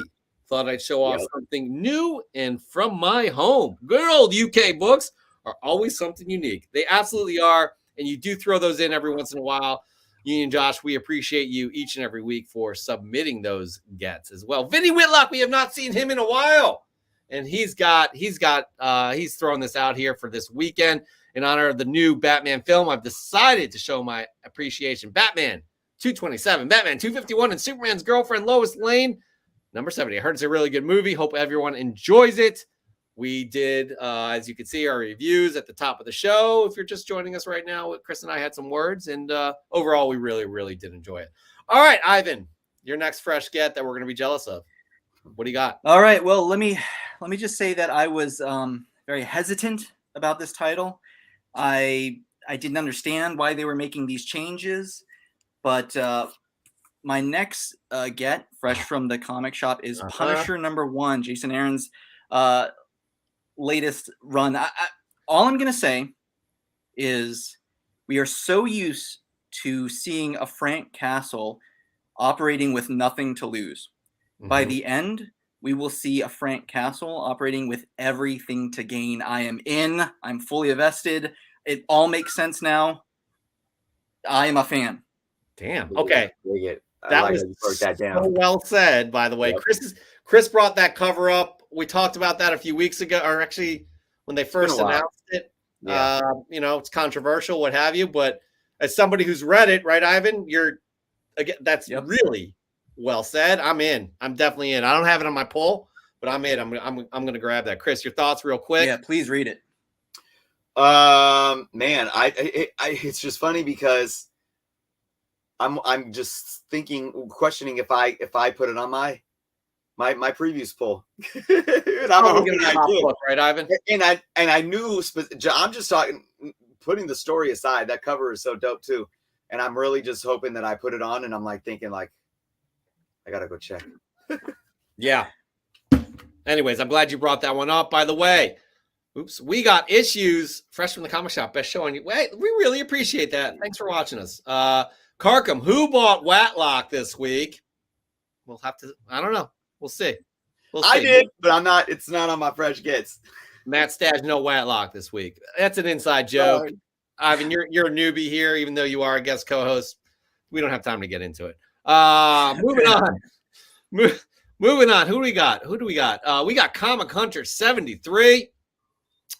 Fresh from the comic shop for Union Josh Comics, crossover 12 from Image Comics. I don't see many people posting about it, but I am enjoying it. I stopped reading after 3 issues. I'm hoping it's gotten better for your sake. I don't know, Donny Cates, he starts off here and it always goes, in my opinion. But if you're enjoying it, Comic Hunter, I am glad you are. Automatic Comics. It's Batman week, so decided it's time to go big or go home for first appearance Friday. Wow. First appearance of the Red Hood and first Joker origin story, plus that awesome gold Promise Collection pedigree label. I mean, guys, not only is this an amazing book, but look at how he's lit. I mean, I love the line on here. He really took the time to have it pop on the edges there. Really, wow. Is he our guest next week, Chris? Yes, indeed. Automatic Comics will be our guest co-host. Well, our guest. We'll see if he's going to be a co-host. But my gosh, good work, Automatic. Good work indeed. Moving on, we got Mark Leneker. Mark Leneker is our resident historian, Ivan. He knows everything about everything. Probably has some fun facts about Chris's book that he pulled. Mark Leneker, what do you got? Superman 423, Action Comics 583, and Miracle Man #1. These, along with Watchmen, represent Alan Moore's deconstruction of the Golden and Silver Age superhero genre. Originally, DC wanted Jerry Siegel to write the last pre-crisis Superman story, but Alan Moore took the job when Siegel was unavailable. What Happened to the Man of Tomorrow is one of the greatest Superman stories ever written, and Kurt Swan knocked it out of the park with his art. Though all the stories get dark, an understatement for Miracle Man in particular, the Superman story is also an unapologetic love letter, and unlike Watchmen and Miracle Man, ends hopeful and happily. If you haven't, you should seek out and read all of these stories. I mean, Alan Moore, we know the mark he's left on comic books, and Mark Leneker, it's glad that you're bringing it back to his earlier stuff here too. So that's fantastic. Always great nuggets from him. Chris, what's your second great nugget? Is it great? Yeah, this is a new release variant. Now, I've showed off a couple of books from this artist before. People love it or hate it. Sometimes it's a hit or miss for me too, but I think this is one of the best ever that she's ever done. And it is this beautiful Peach Momoko X23 variant. I forget what book this is. Again, I guess I gotta look. But look before I pull it out, tell you what it is. That cover is just ridiculous. Absolutely. Let's see what book this is. I don't want to hit it with the tape. Oh my god, that cover. Oh, Dark Ages. That's right. Dark Ages #5. Gorgeous. That is absolutely gorgeous. My God. Yeah, you're right. For me personally, Momoko is definitely hit or miss. Some of its stuff is just but that things that pop like that. Ivan, your thoughts on Peach Momoko? Oh, my thoughts on Peach Momoko. That's a beautiful cover. I think she may be overworked. She has a lot of covers that come out, but that one is a winner. That's a good grab. Absolutely. Great book right there. All right, moving on. Arana Escarlata, the biggest Ben Reilly fan that we know.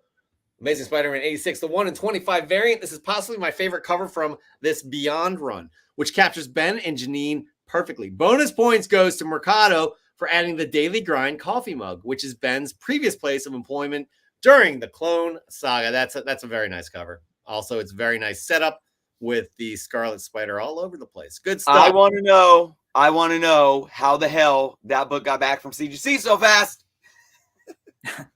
Yeah, it's a good question. What's going on here, people? What is going on here? It's the old 20 inside the cover. Yeah, they probably pocket that shit. Wait in line. No. Well, moving on. Raw Dog Comics. Finally, back in the collection, the New Mutants 24. I was hooked on the New Mutants, the first issue. Although when Bill Sienkiewicz started doing the artwork, I was hooked even more. In 1984, I was a young kid. I was very interested in art, and Bill's artwork spoke to me. I'm very glad to have this book back in the collection. Back then, Bill Sienkiewicz artwork was way over the top for most publishers. Luckily, he got one of his big breaks doing artwork for the New Mutants. I'm very glad to see he still puts out awesome covers, especially the Moon Knight covers. Yes. His artwork influenced me back then, and it still influences me today. Everyone have a great week and collect what you love. No doubt about that. Sorry, I'm a little distracted. Moving on. We got Saul Marshall 007. This guy, man, he has a newborn. By the way, a few weeks ago, some of his posts were absolutely amazing, just honoring his newborn son. We got Saul Marshall 007 and picked up a copy of The Incredible Hulk issue 355 for my brother. He's a huge Freddy Krueger fan, and Freddy Krueger just happens to dominate the splash page. Reminds me of a Nightmare on Elm Street marathon we had some years back. In the 5th film, The Dream Child, Freddy actually kills a comic book fanatic. Curious to hear if Dan De La Torre has anything to add on this particular issue. Let's just bring him in. Dan? You are muted, but you look good. Especially with the journals. Sorry, we had a phone call in the background. I didn't want to do that. Yeah, the journals you have to support the journals. Where I was asked about this on Instagram, and I did a little bit of research. If I remember, that's Glorian is the character on the cover, and he is from with the Shaper of Worlds, and this goes back to the early, the late 100 issues of the Hulk series before the 200. I think it was Hulk 198, 194, something along those lines. That's who that character is. I still haven't found it yet. I'm just going on my memory. But that was a fun read when they made the Hulk gray. It brought a totally different aspect to my favorite character. Yep. I have to say, huge Peter David fan. I bought that book off the rack. I do not remember anything about it. I still have it, so maybe I should bring it up and read it at some point. Dan, before you go and come back again, why are you here? Oh, I'm here for a lot of reasons. Of course, my wife asked me the same thing. Why are you here? But anyway, I'm here to give away this. This is the first of 3 slabs that we're giving away for the 1,000 giveaway. First appearance of Justin Hammer. We'll talk about this book in a little bit, but let me just throw out a little clue. Know your defenders.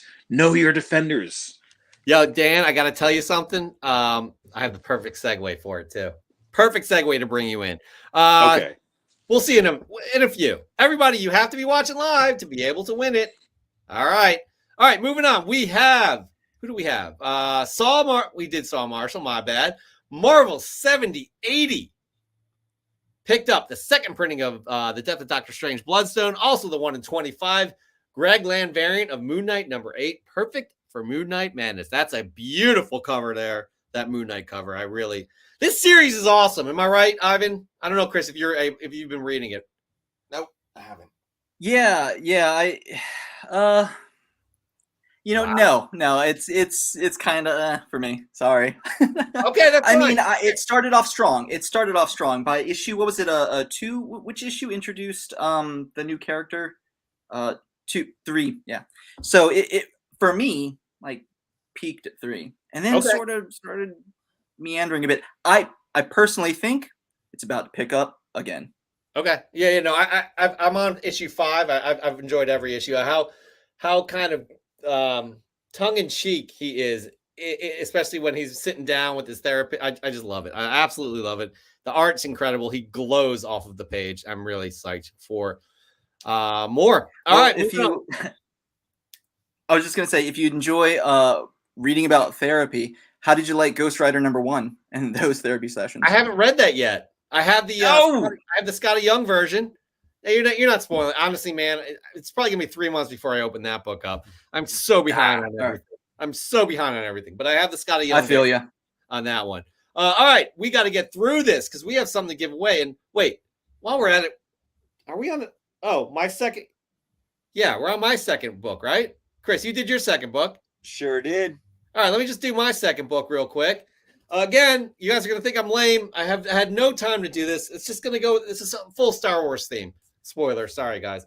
But this is Star Wars The High Republic Adventures number 13. This one is the last in the series as well.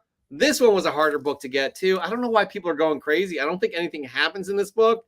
Granted, I don't know, but it's got a little ding right there. A little disappointed in that. I don't know if you can see it. Love that cover too with all the lightsabers. Oh yeah, and this is an homage to the second print of High Republic, which is actually a page from the book.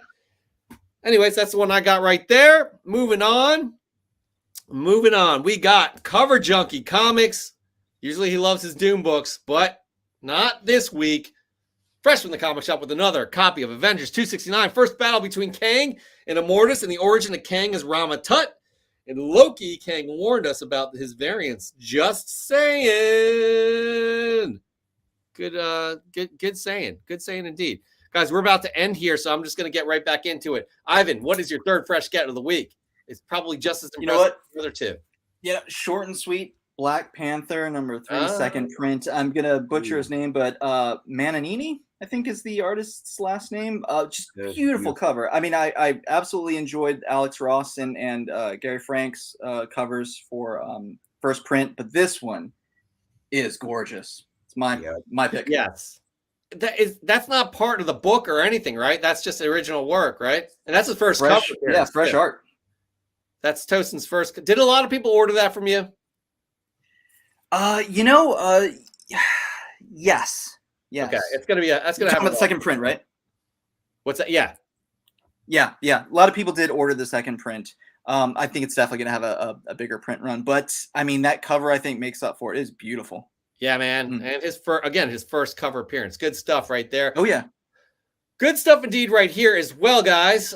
We got Super Rad Comics. Since seeing their ads in my comics as a kid, I've longed to go to Mile High Comics. My wife and I finally made the trip today. I scored some Animal Man books to help finish that run, and everyone there was super cool. This was such an awesome experience. I was so stoked about my Mile High Comic visit. And that's all he said on that post. But then he sent another post. He said, wait, what is it? Hold on, I lost it right here. I forgot to share the books I picked up. So those are some of his Animal Man pickups right there. So he had to have a separate post for that. I just wanted to be able to share that because they are celebrating their 13th anniversary. Congratulations on that, Super Rad Comics, and thank you for submitting. And we're happy that you had a great trip. Chris, your third fresh get of the week. What is it? All right, I got to ask, and again, I'm telling you, man, like my brain is of late. I'm telling you, I'm still dealing with COVID fog. Did I show off some Teenage Mutant Ninja Turtle books last week? Let's just say no, and if you did, we'll make fun of you next week. All right, I'm gonna go with that. I had a cool Silver Age book that I picked up from A1 Comics, but because I'm such a big fan of the Turtles, and I'm gonna cheat just a little bit because it is 5 books, but it makes sense. So, by the way, Ivan, Chris cheats a lot a bit because it's his show and he can. Just letting you know.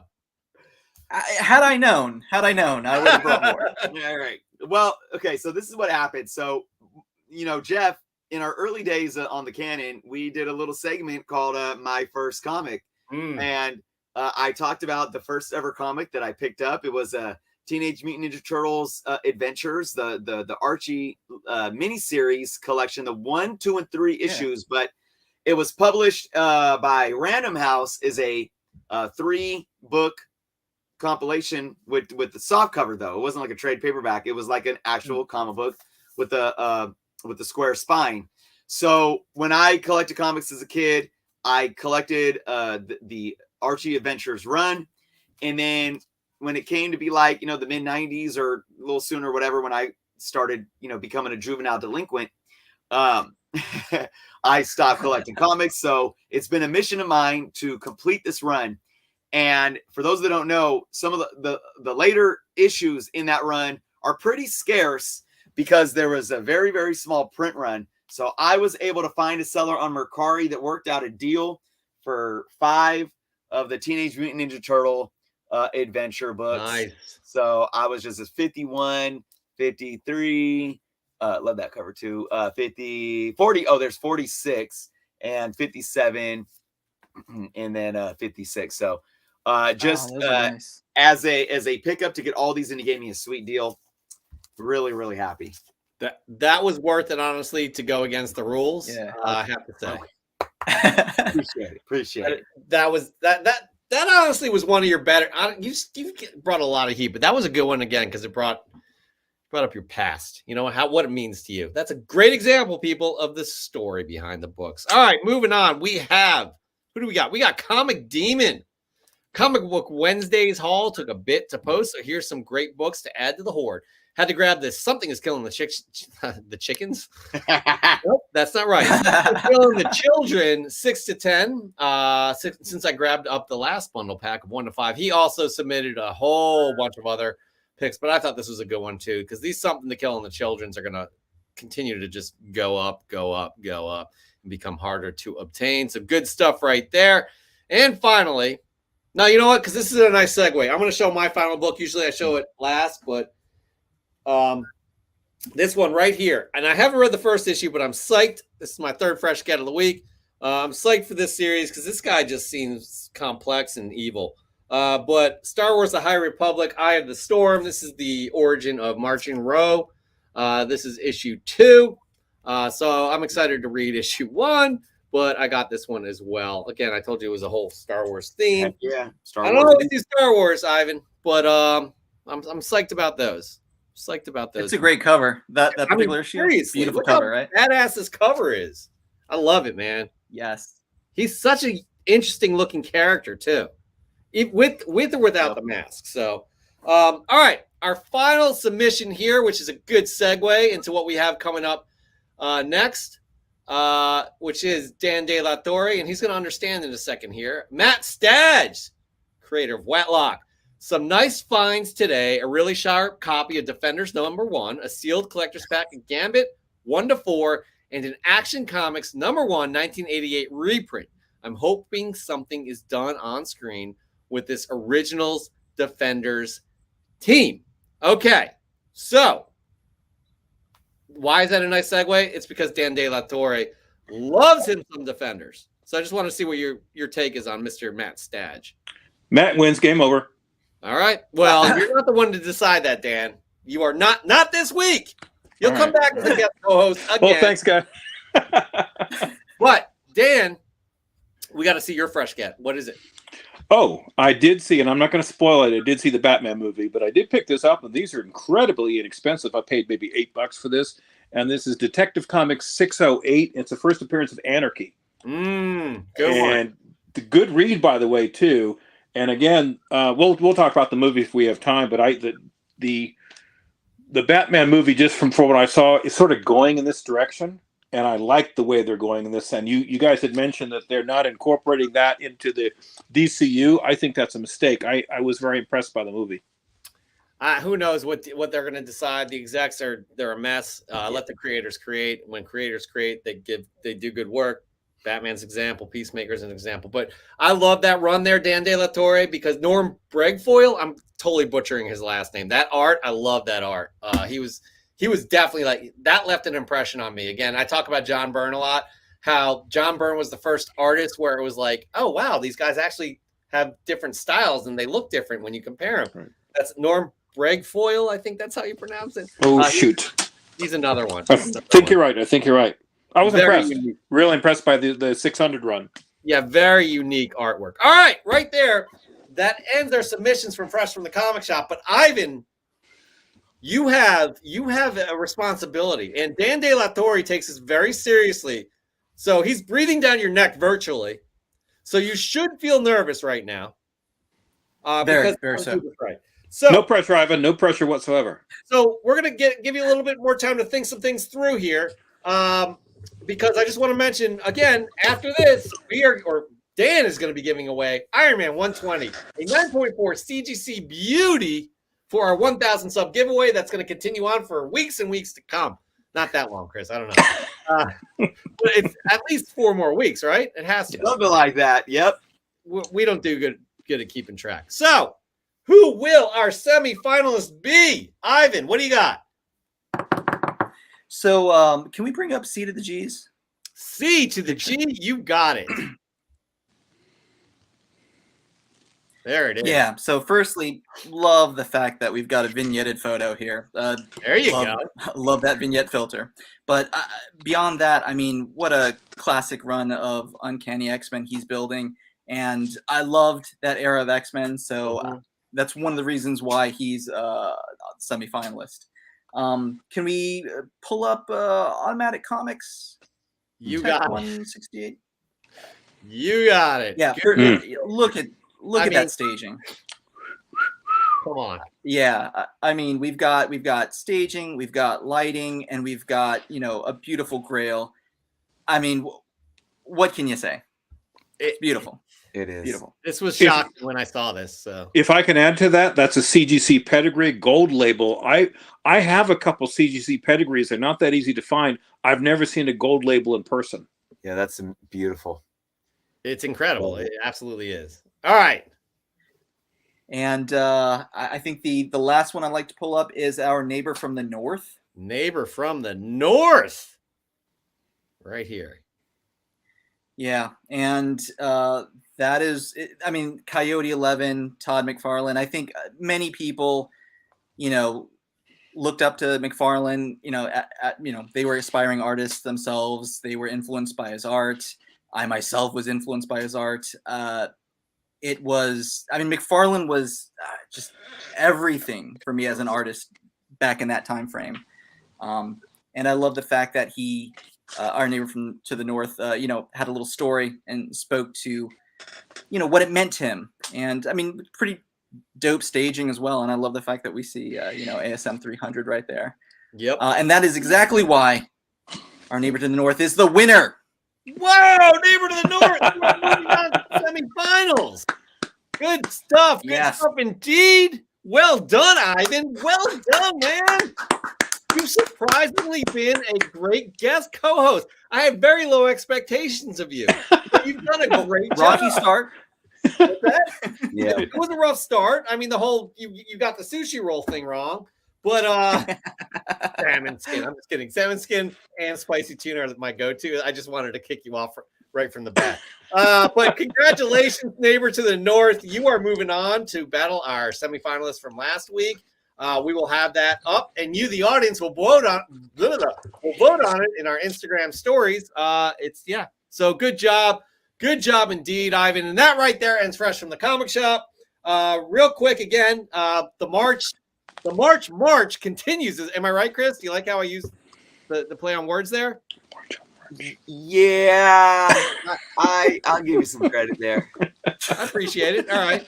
To win this Batman 93 9.8 EGS slab. Look at it. Thank you, Tony Trombetta and EGS, for sponsoring Fresh from the Comic Shop.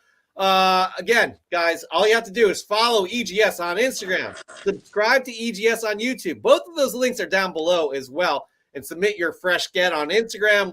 The criteria we use is presentation. How well composed is the shop? What else do we do? How unique is the book? This week is a good example of that, Ivan, correct?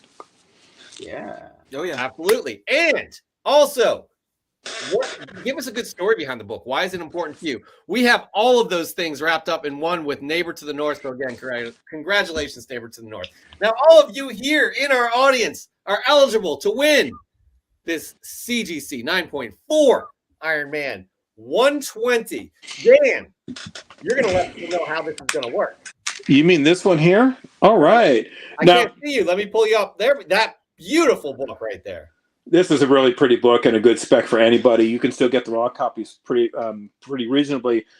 Justin Hammer is probably going to be involved in Armor Wars at some point. So let's hope. I love that. I love that angle. You've said that many times before.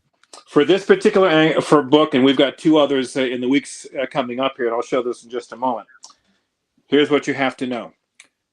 Now, Jeff and Chris, you have the answers and the question in the chat. What is the first appearance? Whoa! We gotta set them up. We haven't given the rules yet. We haven't given any rules? That's There's right. rules. Because what's going to happen here, Dan's going to ask a question, and I'm going to put this example here down here.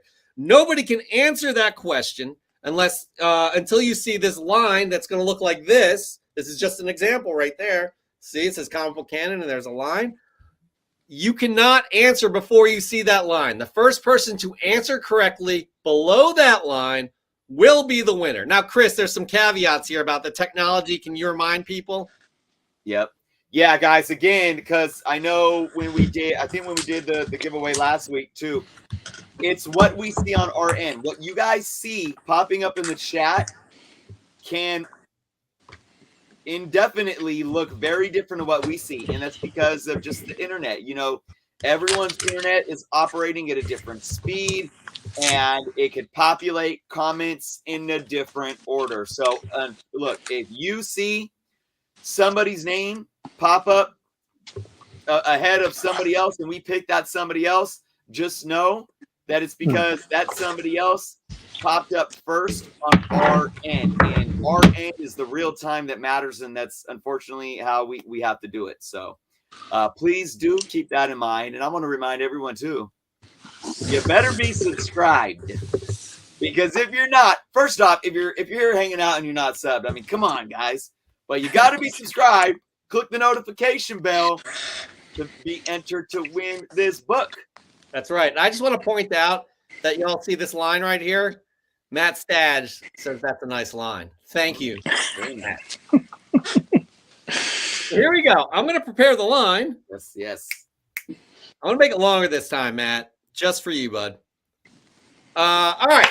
So the line is ready. So as soon as Dan De La Torre asks this question, I'm popping the line in. The first person to answer that we see in StreamYard right here to answer correctly will win.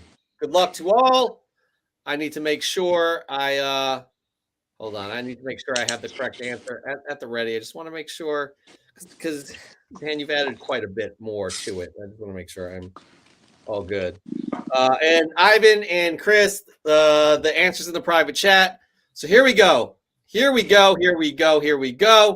All right, ask away, Dan De La Torre. Okay, everyone. This is going to hopefully inspire some thought, and this also dovetails with your guest on Friday, Chris. You talked about slabs.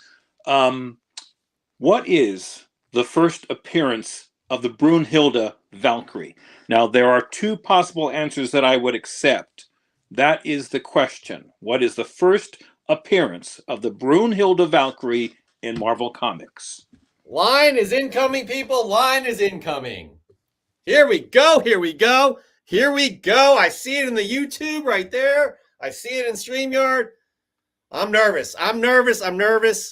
We already have an answer right there from Gary Woods.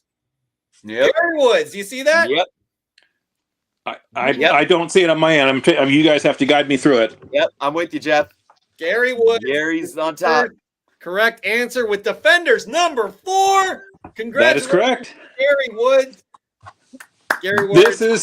This is the first appearance of the Valkyrie, the Brunhilde Valkyrie.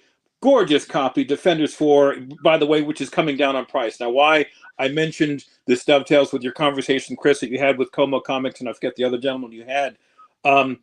CGC does not classify this as the first appearance of the Valkyrie.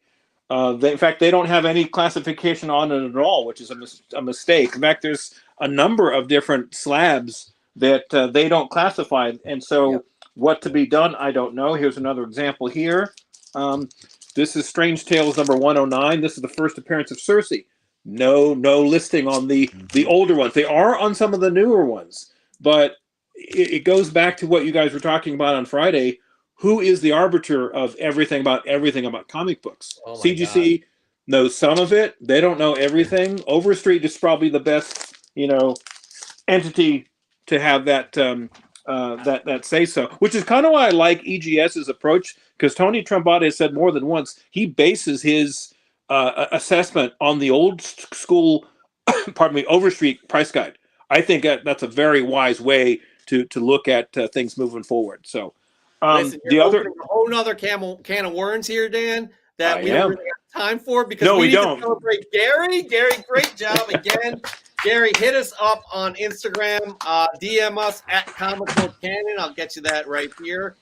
Again, that belongs to you. Dan, thank you so much for donating this to our 1,000 sub giveaway. We have 2 more books from you, and we were going to have you back on the Canon again in the same capacity, giving it away. I do. Next giveaway is this one here. Oh, Iron Man 25. Another gorgeous Iron Man versus Submariner. And then finally, not this one. We'll talk about this one later. Oh, wait. Is that the one? No, this one. Tales to Astonish 82. Beautiful. And by the way, look who's in the house, people. Giving you props. Giving you props. It's Tony Trombetta. Giving you props. Again, thank you, Tony, as well, for sponsoring Fresh from the Comic Shop. We greatly appreciate EGS and all that you do. And we're so psyched to be giving away this first slab at the end of March. We're marching on. We're marching on with the March slab. Hey, Jeff, let me sneak this in, too, because I did say there was another answer. Defenders 108 and 109 would have been a correct answer. The reason why, in this story, the Brunhilde gets her full persona back from the Enchantress. So that would have been an acceptable answer. My gosh. Well, Gary Woods got the correct answer. Your first acceptable correct answer. Congratulations on that. What a great show, guys. This is a gem of a show. Got to say that it probably has a lot to do with Chris and I more than you guys, Dan and Ivan. But at the same time, we appreciate your contributions to this as well. I'm the dead weight on the show, so I get it. What's that? I'm the dead weight on the show, so yeah. That is not the case at all. That absolutely is not the case. It's probably the opposite. I'm the dead weight, and Chris is the dead weight. Chris, your thoughts on the show tonight before I get to our two wonderful human beings that are joining us. Yeah, I really appreciate Ivan, you coming on and hanging out, man. I'm so happy to hear of your success there with Dark Dominion, and just keep doing your thing. It's really interesting because I think we could have created kind of a whole show and topic of discussion based around your business model and what you're doing there. So if anybody is just interested in learning more, of course, go check out darkdominioncomics.com for sure. Dan, as always, and I love seeing you rocking the journos gear, man. I really appreciate it, and thank you again so much for contributing to the giveaway. 2 more amazing books too. And folks, we have a couple other things that we're going to be giving away as well. So I think we have at least 4 more weeks, Jeff, 3 or 4 more weeks of giveaways. So very excited. Yeah, before y'all leave, Dark Dominion Comics, that link is down below. Ivan's Instagram is Dark Dominion Comics, right? At Dark Dominion Comics. At Dark Dominion Comics. So again, check them out. I had an amazing experience. Reached out to Ivan. Luckily, he's actually a good guest as well. He's good on camera, fun, and he knows his shit. So again, I doesn't know sushi, but that's a whole nother thing. So again, everybody, please at least check out the site. Good people running that site right there. Man, what a great show. Check out Batman. We'll be back again next week, 8 p.m. Eastern time, 5 p.m. Pacific, next Sunday. We again, the most precious commodity is time, and we can't thank y'all enough for spending time with us. And with that being said, y'all take care of yourselves and take care of everybody else. We will see you next week. Peace.